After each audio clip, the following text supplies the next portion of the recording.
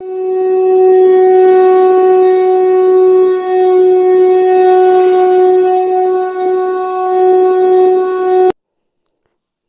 प्रिय मित्रों, मैं ज्योतिषकार कमल आप सबका हार्दिक अभिनंदन करता हूं आपके अपने इस प्यारे यूट्यूब चैनल एस्ट्रो कमल में। दोस्तों, आज मैं एक ऐसी साधना बताऊंगा जो मैंने भी पहली बार सुनी थी और हो सकता है कि बहुत लोग पहली बार सुन रहे होंगे, या जिनको पता है उनको पता है, मुझे तो नहीं पता था। पहली बार मैंने सुनी थी किसी के मुंह से और आज मैं बता रहा हूँ। शायद हो सकता है कि किसी ने सुनी हो या नहीं सुनी हो, अपने को नहीं पता। साधना है कलयुग के कलिदेव की साधना। कलिदेव जो है उनकी साधना। कैसे साधना होती है, क्या होता है इसके करने से, हम ये साधना क्यों करें, इसके पीछे एक छोटी सी कहानी है, वो बता देता हूँ। जोधपुर के एक महान तांत्रिक, राजस्थान जोधपुर के एक महान तांत्रिक सदगुरुदेव श्रीमान नारायण दत्त जी श्रीमाली, उनके मासी के लड़के नाम जगदीश जी श्रीमाली। जगदीश जी श्रीमाली बम्बई रहते हैं, ज्योतिष का काम करते हैं। मैं भी ज्योतिष का काम करता हूँ। मिल गए, प्रेम हो गया। उसमें एक दिन बैठे बैठे उन्होंने मुझे बताई एक बात, एक विधि, एक विधान, एक साधना जो कितनी इम्पोर्टेंट है, हम आज तक समझ ही नहीं पाए। हमको पता ही नहीं चलता कि ऐसा भी कुछ है क्या, ऐसा भी कुछ होता है क्या। उन्होंने जब ये बात बताई तो बड़ा यार आश्चर्य हुआ कि यार वास्तव में ऐसी साधना तो हर आदमी को कर लेनी चाहिए एक बार जीवन में, क्योंकि एक बार जीवन में इस साधना को करना कितना ज़रूरी है ये मैं बता देता हूँ आज की इस छोटी सी बात के द्वारा। बागेश्वर धाम का नाम आपने सुना होगा। ये जो पर्ची वाले बाबा हैं, ये पर्ची वाले बाबा तो अभी कुछ सालों से हैं। इन पर्ची वाले बाबा धीरेन्द्र कृष्ण जी के दादाजी थे। ये उनके समय की बात है। जगदीश जी का उनके दादाजी भगवान दास जी से बड़ा प्रेम था। वो भगवान दास जी को गुरु भी मानते थे, प्रेमी भी मानते थे, बहुत कुछ मानते थे। और बार बार वो एमपी जाते थे, बार बार बागेश्वर धाम के दर्शन करने के लिए जाते थे। जगदीश जी जैसा सज्जन आदमी, दयालु देवता आदमी मिलना बड़ा मुश्किल है। ऐसा सज्जन आदमी कि अगर ज़रूरत पड़ गई तो अपने तन के कपड़े तक निकाल के दे देता है वो दूसरों को। इतना सज्जन आदमी, इतना सज्जन आदमी। तो वो हनुमान जी गए थे ना लंका में, तो हनुमान जी तर्क करने लगे कि लंका निश्चर निकर निवासा, यहाँ कहाँ सज्जन कर वासा। मन में तर्क करे कपिलागा, ते ही समय विभीषण जागा।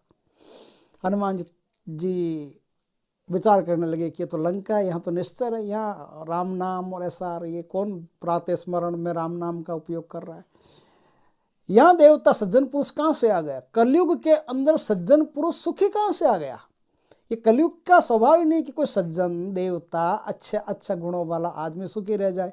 तो कलयुग की तो प्रेस्टीज का सवाल है, उसका नाक नहीं कट जाएगा बेचारे का कि आपके अंदर और देखो सज्जन आदमी भी सुखी है, तो उसकी प्रेस्टीज का सवाल है। इसलिए कलयुग में कोई सज्जन आदमी रहता नहीं है सुखी। जगदीश जी भी सुखी नहीं थे। जगदीश जी को भी 50 प्रकार की परेशानियों ने घेर रखा था। आदमी देवता सज्जन, लेकिन 50 प्रकार की परेशानियों में घिरा हुआ ऐसा आदमी। भगवान दास जी के सामने जब वो बैठे थे, बागेश्वर धाम के मंदिर की बात है, वहां बैठे थे, तो भगवान दास जी ने कहा कि क्या हुआ जगदीश, तेरा मुंह इतना लटका हुआ कैसे आजकल, क्या बात। बोले क्या बताओ गुरुजी, हालत बड़ी खराब है, बहुत परेशान हूँ, इधर से परेशान उधर से परेशान, कुछ भी मतलब अच्छा नहीं है जीवन में। तो कहते बेटा तेरे जीवन में अच्छा हो कैसे सकता है, तो सवाल ही नहीं है। संतों के जीवन में अच्छा कलयुग में हो जाए तो ये तो संभव नहीं है, लेकिन तू चाहे तो कर सकता है। अरे गुरुजी बताओ मैं क्या चाहूँ और क्या कर सकता हूँ। मैं तो यही चाहूँ कि मेरा जीवन सुरक्षित हो जाए, अच्छा हो जाए, सुंदर हो जाए, सब बढ़िया हो जाए। बोले ऐसे नहीं, साधना करनी पड़ेगी। एक ऐसी साधना है जिसको कर लेने से कलयुग अपना प्रभाव उस व्यक्ति पर छोड़ देता है, उस व्यक्ति पर अपनी माया का प्रभाव नहीं करता। वो यदि सतयुगी आदमी है तो भी सुखी रहेगा, अगर उसके आचार विचार नित्य नेम धर्म सतयुग जैसे हैं तो भी उसको कलयुग परेशान नहीं करेगा। कलयुग अपनी चपेट में नहीं लेगा, अपने मायाजाल में नहीं फंसाएगा। कलयुग उसको छोड़ देगा तो कुछ ही समय में वो आदमी अपने जीवन में अच्छी तरह से डेवलप हो जाएगा, तरक्की कर जाएगा। कलयुग क्या करता है, कलयुग दो काम करता है। एक तो सज्जन को सुखी नहीं रहने देता, और जो दुर्जन होते हैं उन्हें सुखी मरने नहीं देता। कोई भी दुर्जन आदमी कभी सुखी नहीं मरता। और कोई भी सज्जन आदमी कभी सुखी नहीं रहता। तो कोई दुर्जन आदमी भी सिद्धि कर लेता है, ये साधना कर लेता है, तो वो भी आराम से मरेगा, और सज्जन आदमी साधना कर लेता है, सिद्धि प्राप्त कर लेता है, तो वो भी आराम से जिएगा। तो जगदीश जी ने कहा कि भगवान बहुत अच्छा काम किया, बहुत अच्छा काम किया। जगदीश जी ने बम्बई आके वापस ये साधना शुरू कर दी।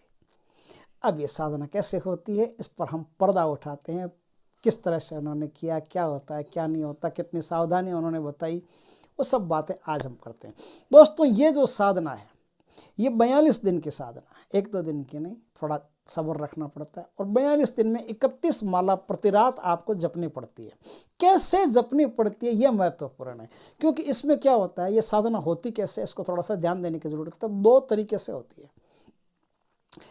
एक तो यदि आप थोड़ा सा ऐसा लगता है कि हम पूरी तरह से सज्जन आदमी नहीं हैं और कुछ गड़बड़ है हम में, शराब वगैरह भी पीते हैं, मांसाहार भी करते हैं, और कुछ गलती है हम में, तो आप इस साधना को दिगंबर अवस्था में करेंगे, एकदम नग्न अवस्था में। और यदि थोड़े से भी आप सज्जन हैं और सज्जनता के कारण दुख पा रहे हैं, तो इस साधना को आप काला गमछा, शरीर पर सिर्फ एक काला गमछा वो पहन के करेंगे। लेकिन कैसे करेंगे, आपको स्नान करके, अमावस्या की रात्रि से होती है साधना। इस साधना की कुछ खास बातें, इस साधना में नहीं तो पहले गणेश जी का मंत्र का जाप करना पड़ता है, नहीं पहले गुरु जी के मंत्र का जाप करना पड़ता है, नहीं पहले नवग्रह का जाप करना पड़ता है, नहीं षोडश मातृका का जाप करना पड़ता है, नहीं दिक्पालों का करना पड़ता है, नहीं क्षत्रपालों का करना पड़ता है, नहीं कुल देवता कुलदेवी का करना पड़ता है, नहीं शिव जी का करना पड़ता है, नहीं पार्वती जी का करना पड़ता है, किसी का नहीं करना पड़ता। सिर्फ कलयुग का ही जाप करना पड़ता है, कली मंत्र का ही जाप करना पड़ता है। किस प्रकार से करना पड़ता है, रात 11 बजे के आसपास अमावस्या के दिन आप स्नान वनान करके एक ऐसे कक्ष में या शमशान में, कहीं भी जहाँ भी आपको स्थान मिले, दोनों स्थानों पर यह साधना होती है। घर में भी होती है, शमशान में भी होती है, लेकिन होती है दिगंबर अवस्था में। आप दिगंबर में भी कर सकते हो और खाली एक गमछा पहन के भी कर सकते हो, लेकिन शर्त यह है कि आपके पास आसन भी काला होना चाहिए, वो भी काली भेड़ का आसन या काले मृग का चर्म का आसन। ये काले मृग का चर्म का आसन आपको कोई जैसे मृग मर गया हो तो उसका उतार के अगर कोई ऐसे कहीं मिल जाए तो लेना है आपको, नहीं तो किसी को काट के नहीं लेना, मार के नहीं लेना है। और यदि अगर वो नहीं मिलता है तो काली भेड़ कहीं हो तो काली भेड़ का ऊन का आसन आपको कहीं मिले तो वो भी ले, वो आसन भी आप ले सकते हो। अगर कुछ भी नहीं मिले तो काली ऊन का कंबल जो होता है उसको आसन बना करके काम में ले सकते हो। यहाँ तक ये बात हो गई। ये साधना होती है जामुन पर, काले जामुन होते हैं ना, काले जामुन पर ये साधना होती है। साधना में कोई मूर्ति, कोई फोटो, कोई तस्वीर नहीं होती, सिर्फ दक्षिण दिशा की तरफ एक बाजोट पे काला कपड़ा बिछा करके, काले कपड़े के ऊपर स्टील की प्लेट में आपको कुछ जामुन रखने पड़ते हैं, वो जामुन आपको सुबह खाने पड़ते हैं। बस ये जामुन पर साधना होती है। एक चीज़ इस साधना में और चाहिए, वो चीज़ चाहिए आपको बकरी या भैंस, काली बकरी या काली भैंस का दूध। गाय गलती से भी मत ले लेना, और पहले पूछ पाछ के अच्छी तरह से कि भाई काली बकरी हो, एकदम ब्लैक बकरी हो, उसी का दूध चाहिए, और ब्लैक भैंस हो उसी का दूध चाहिए। भैंस की भी यदि कोई छपका छुपका ऐसे कोई धब्बा दुब्बा रह गया सफ़ेद तो उसका नहीं चलेगा, ध्यान रखना। प्योर ब्लैक भैंस हो और प्योर ब्लैक बकरी हो, उसी का दूध आपको काम में आएगा। उस दूध में मिश्री मिला करके और स्टील के किसी पात्र में आपको कलयुग को प्रसाद चढ़ाना है। एक तो जामुन हो गया और एक ये हो गया, 2 ही चीज़ें आपको चढ़ानी है, इस बात का ख्याल रखें। यहाँ से आपकी साधना शुरू होती है। न तो गुरु मंत्र है, न गुरु जी को पूछना है, न मतलब क्या होता है कि जब आप सारे देवताओं को अवॉइड करके, गुरु को अवॉइड करके कोई काम करते हो तो ही कली आप पर प्रसन्न होता है।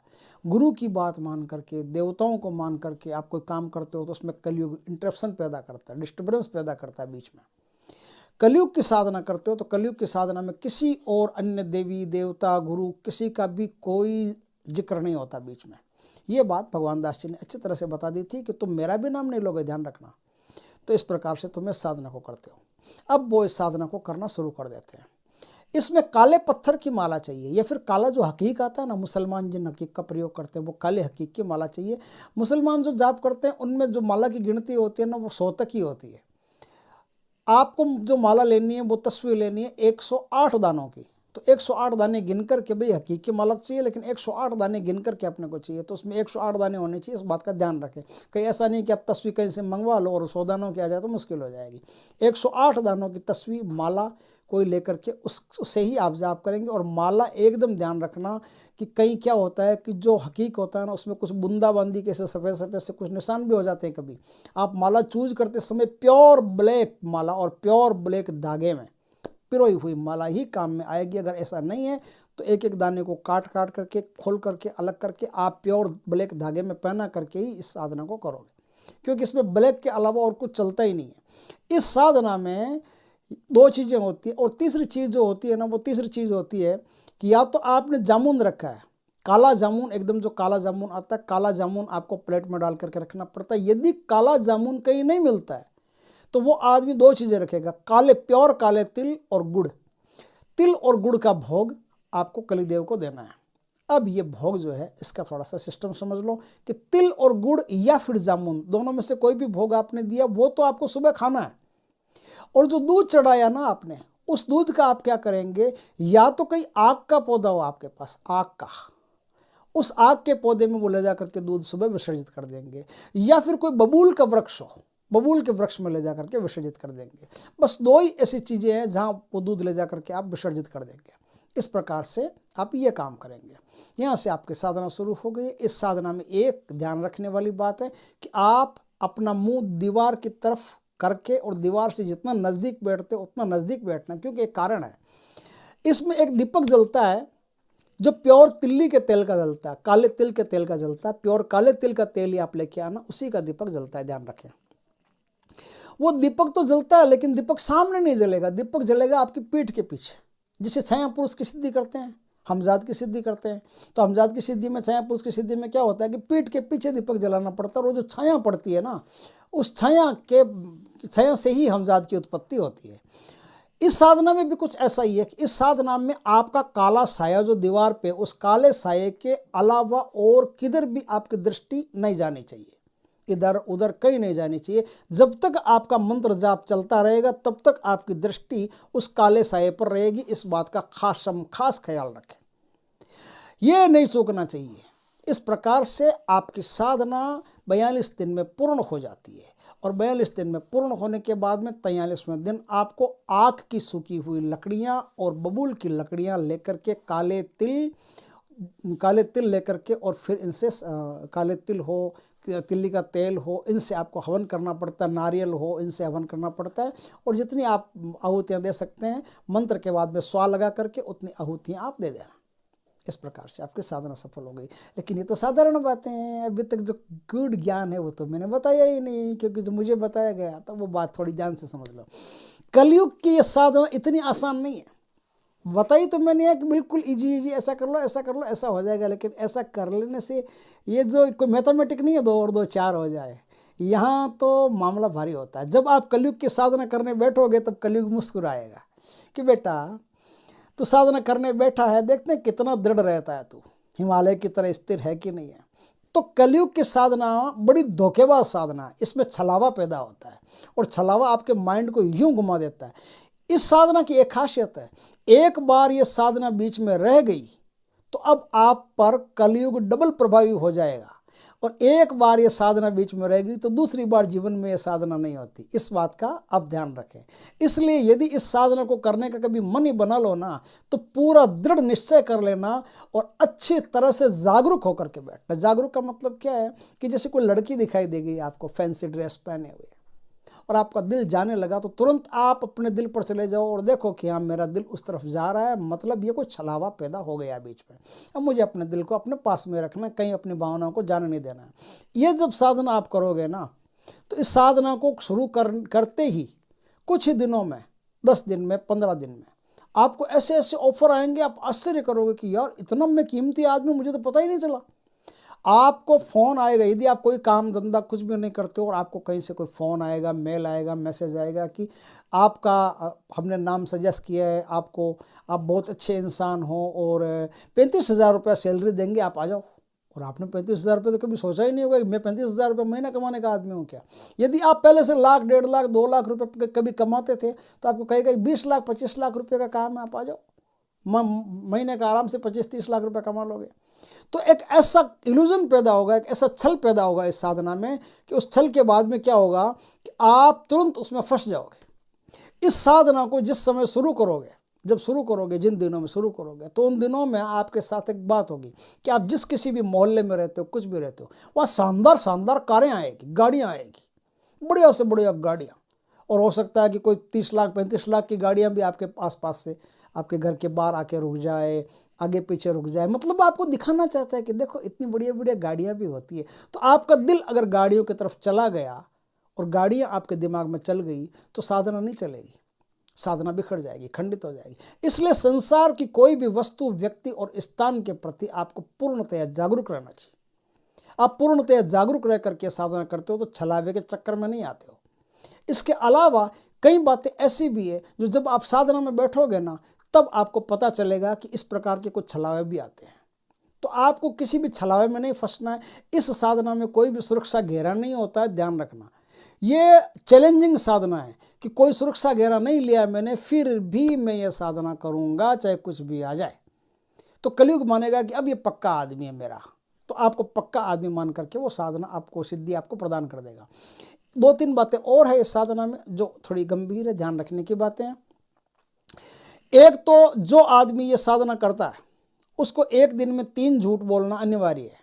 चाहे वो हरिश्चंद्र जी भी साधना कर रहे होंगे ना, तो उनको भी इस 3 झूठ बोलना अनिवार्य होता, तो वो गीता पर हाथ रखे कि 3 झूठ तो बोलूँगा ही बोलूँगा, बाकी नहीं बोलूँगा, अलग बात है। तो 3 क्वालिफाइड झूठ आप बोलेंगे, वो 3 झूठ बोलना आपके लिए ज़रूरी है।